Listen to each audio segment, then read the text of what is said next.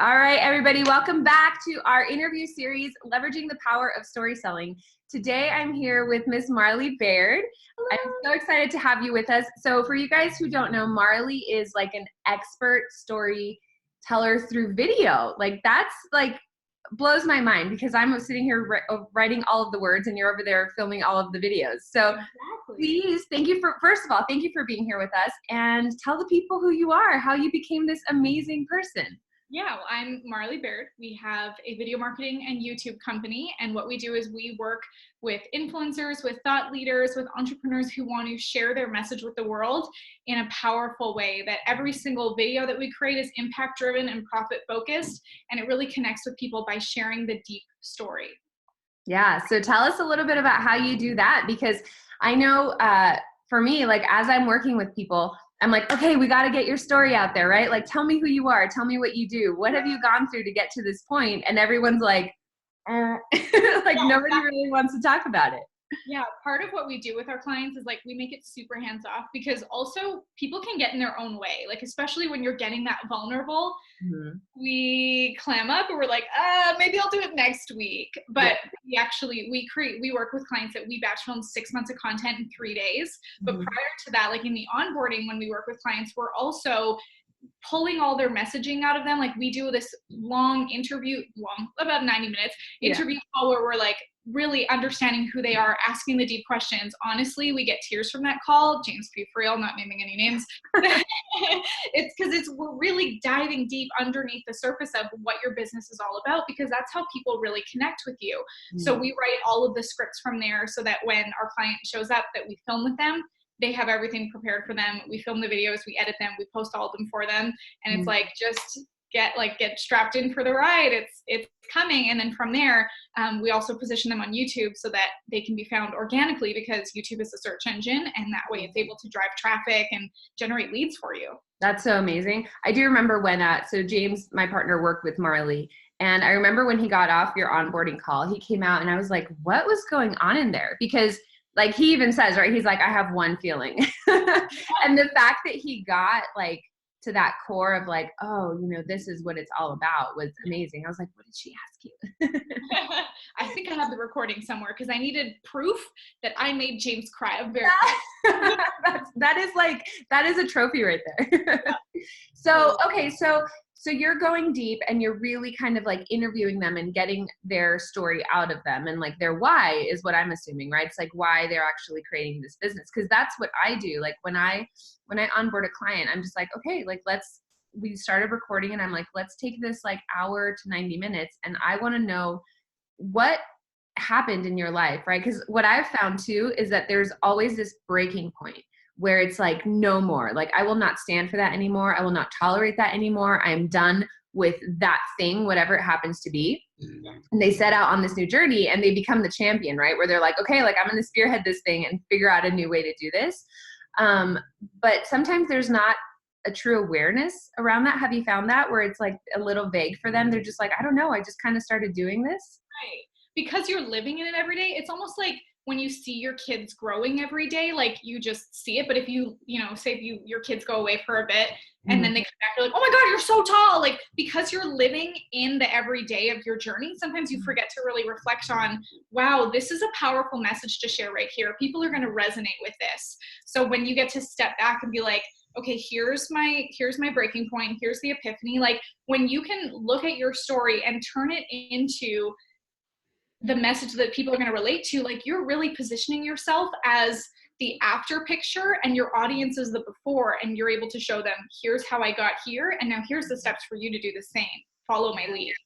You know what's interesting about what you said? It's like you're the after and your audience is the before. And I think one of the things that I talk about a lot is the judgment that a lot of us hold for our before, right? And so we're like, we kind of want to distance ourselves from that and not be that anymore, rather than like learning how to integrate it and being like, no, it's okay. Like that's where I came from. Like I'm not who I am despite that. I am who I am because of that.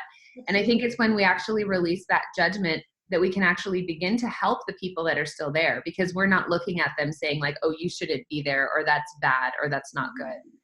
You know, what's interesting is on the other hand, there are people who feel like my origin story isn't emotional enough, and they might kind of like fabricate or add things to it. Because like for me, I was never homeless. I grew up in a good family. My parents were still married. Like from the outside, you could say, well, she had a perfect life, but like everyone has their own struggles, and I'm able to share mine in my own way without fabricating something that isn't true to me. Like your audience is going to see through that. Absolutely. If there's even something that's a little bit off or I don't know, exaggerated. So it has to be really true to you, and you don't have to judge what's right or wrong about your story. There is no right or wrong. It's just the truth.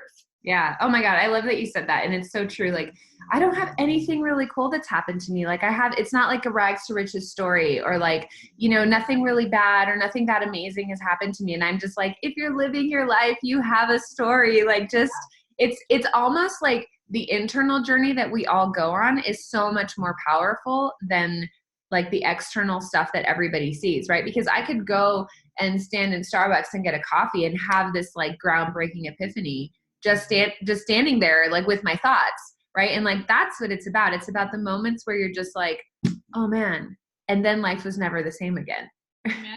Yeah, it's in those silent moments. This is part of my story where I was always hustling to try to earn my self-worth. Like I took my self-worth from other people and like my job opportunities and how much money I made. And it was part of my journey to really discover how to generate that self-worth within. And I always thought I had to hustle, but then finally that aha moment for me was the creativity comes in the silence, that you don't have to hustle to find it. It's sometimes in getting quiet and really thinking, and it's sometimes the ideas just come to you. And part of the big aha that came from that was like, I didn't even realize that I was looking for self-worth externally. And I had someone say to me, like, look how much you're fighting for other people to like you when like your husband is neglected because you're fighting so hard for these other people and he loves you so much. So why are you fighting for? Anyway, that's a little bit off topic, but like, look at what can come to you when you're able to reflect on your story and even go backwards to see the patterns and how many situations in life are showing you that can then become your story. And sometimes it's hard to see because you're inside of it. So even just having a good conversation with a friend or someone that knows you so well who has witnessed it can help you to really bring that out of you. Oh, I totally agree. It's so funny how much, so like I used to be a relationship coach, right? And now I write for people, and everyone was like, Yada, like you pivoted your business so much. Like, how did you do that? And I'm like, I feel like I'm still doing the same thing. Like I'm still taking people's story and helping them assimilate it, helping them process it, helping them integrate the lessons and looking for those patterns.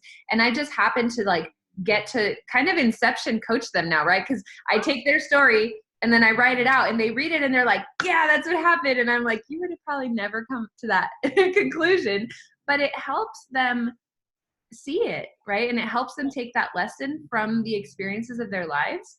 Yeah. And then the really cool thing is that they get to share that with their audience. And because their audience is on that same journey with them, they get to learn it too, right? And so everybody, there's just like all this healing stuff that's like happening. It's so cool how you said that, because I used to be a dental hygienist, which is like, okay, how'd you go from dental to like video marketing, YouTube for influencers? Like, that's so weird.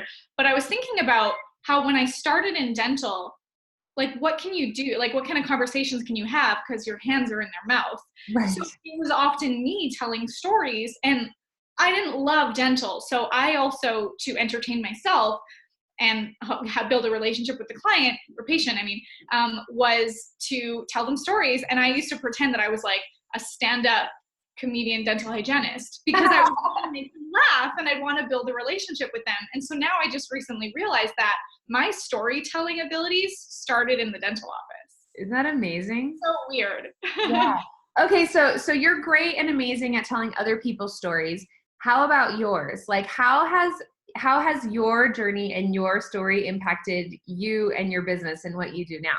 Yeah, I mean, like even the story of like how I started telling stories in the dental office, I've shared that, and like sharing how I went from being a dental hygienist to now working in online digital marketing. Like that, it's not just a quick like, oh, that makes sense. Like, Right. So moving from that, and a lot of it was that like I was doing social media as a hobby. and I was just good at it. And I knew, like, I've always been a writer and enjoyed telling stories and playing with video cameras when I was a kid, but never knew how to like take that leap and go all in. And I really trust that when you don't make the decision, the universe, whatever, is gonna like make the decision for you. And so it was my husband, who was my fiance at the time, 2 months away from our wedding, had a terrible dirt biking accident, and like both arms in casts, fractured his tailbone, crash. He couldn't go to work because he's like broken. And the way that his cast was, he can't even like reach his mouth or anything, like just a robot. And so I had to call the dental office and say, I can't come in today, and I don't know when I can come in because my fiance is broken. So I'm not working at the dental office. My fiance at the time can't go to work, and we're 2 months away from our wedding. And so that was like pedal to the metal, go all in, make it work, because you don't have any out. And so that's part of my story of here's how we started this business. And I always want to encourage people that when you have something, and because even before that, for a long time, I was thinking, should I leave dental and go all in on this? I don't know, like the security of a 9-to-5. So that was that was the big lesson for me. And I love to share that with people who feel like they have that entrepreneurial spirit in them and feel like they have that message to share with the world, and say, this is how you do it. And then from there, how we continue to build on our abilities, that I started making a YouTube channel and all these videos to get more visible. And then some of these videos freaking blew up. And then I was like, how do I reverse engineer this so I can do it over and over, and that I can do it for clients? And then from there, that's how we created the Baird method that we implement and teach to everyone that we work with. Yeah, that's so amazing. So how would you say, or have you found it to be true that like, as you share your story, the right people have shown up for you? Absolutely. And it's the more vulnerable you're willing to be, absolutely, it can be scary that you're revealing a piece of yourself, but then it makes the other people go, oh my gosh, me too. I'm not alone. And it makes them feel safe in who they are, because you're kind of like the lighthouse for them, saying, this is me. Are you with me or not? And of course, there's going to be people that aren't with you. And that's okay. They're not your people. And so the big thing that I even teach in our methodology is like the power of one. If I know that I've changed one person's life, even if there are 10 people around me that are saying you suck, that they didn't like that video or they didn't like that message, okay, that's not for you. But that one person, I was able to change them. And that change changes their family, their community, the world. So that's what's important to me. So whenever you have that fear of, should I share this?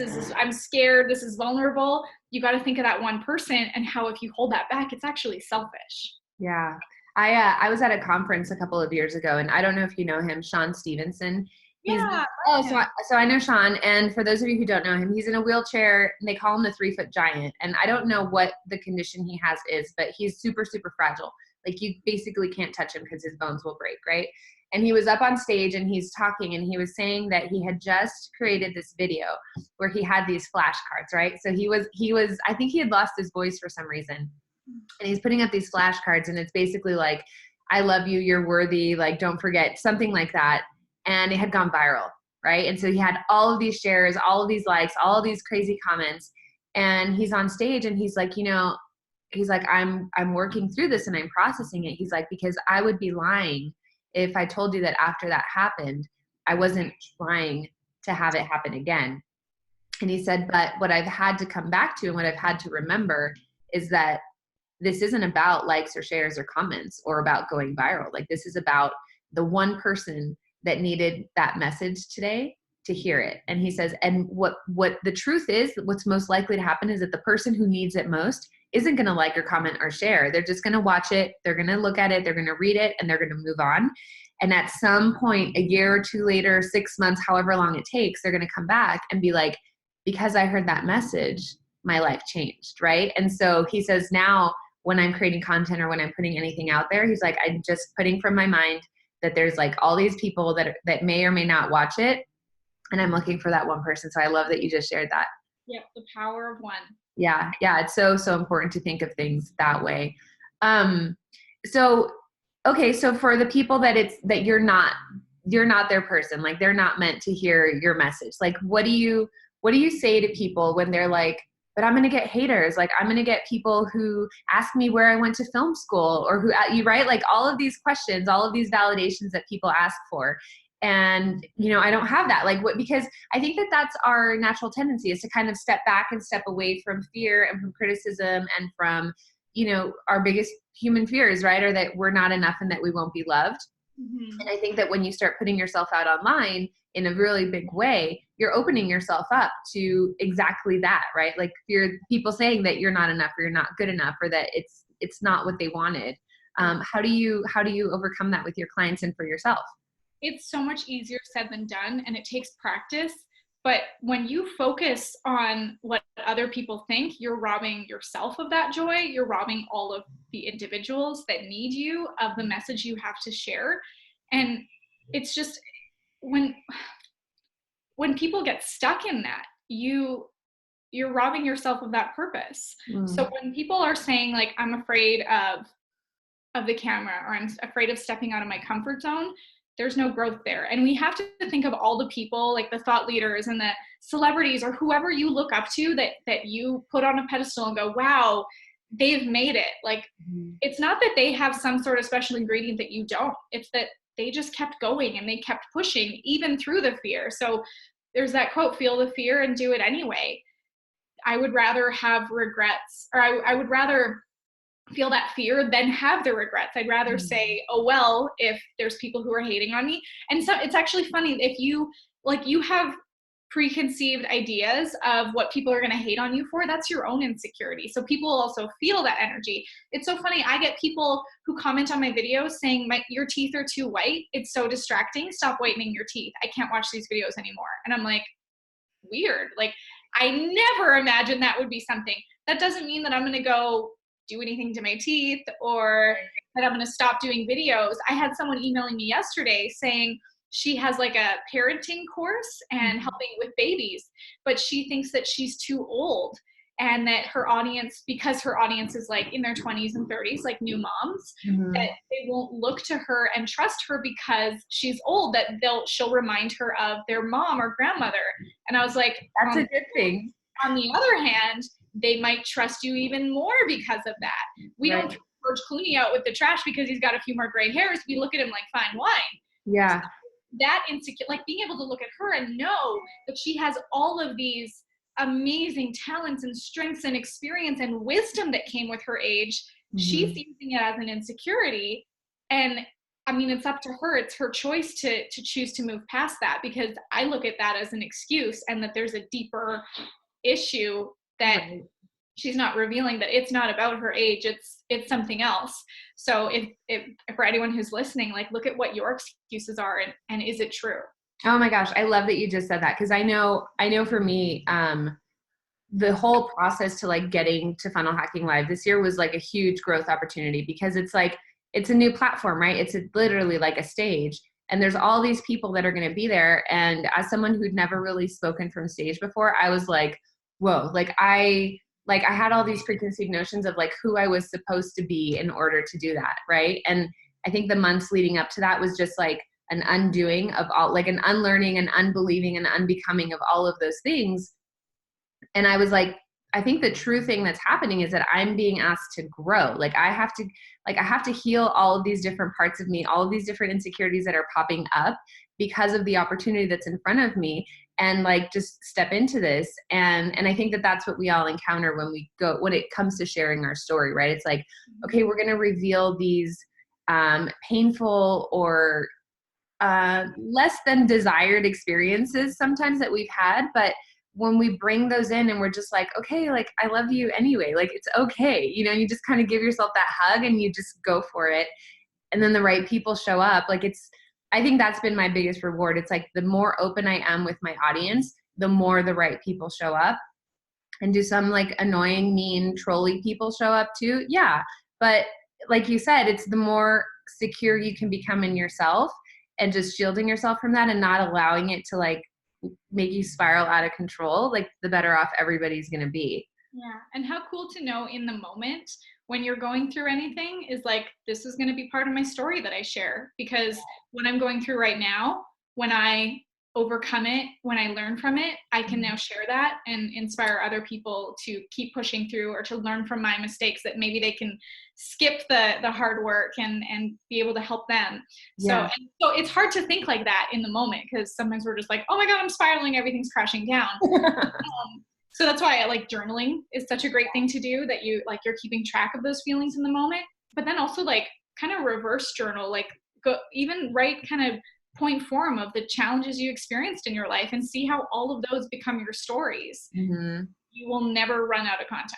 No, you really won't. I like say that to people all the time. They're like, but what am I going to write? I'm like, you have so much stuff that's just like in there. And even and I talked about this with somebody else, it's like, you have the power to not only write your story, but to edit your story, right? And so when we go back in our history and say you were 5 years old and this thing happened to you and you created a story in that moment, but the 5-year-old you created a story in that moment with all of the tools and resources that 5-year-old you had. Like the 37-year-old me can now go back and be like, wait a minute, I can see things from a different perspective. Like I can see what my parents might have been going through, or what that situation might really have been. Like, it didn't mean they didn't love me. It meant like something else was taking priority in that moment, or maybe they loved me and that's why this happened, right? So we can go back and like edit the things that have happened to us and create that, like make them stepping stones rather than stopping points. And I think that that's one of the most powerful things that most people don't do. I feel like we should put that on a coffee mug. Stepping stones, not stopping points. Yes, let's do it. We'll make t-shirts. All right. So why don't you go ahead and tell us, for all of those who want to go find out more about Marley Baird and the Baird method, and your amazing husband, Wayne, who's like your full-on business partner, right? You guys do this together. Yeah. Tell us where we can find you. Yeah, our website, marleybairdmedia.com, Facebook, look me up, Marley Baird, Instagram, Marley Baird, and I have recently put out a case study that explains all the 4 pillars of the Baird method so that you can learn how to implement it yourself. And so that's at bairdmethod.com/case study. Oh my goodness, so much good stuff. All right, Marley, well, thank you so much for being here, for sharing your story with us and your magic, and we'll talk to you soon.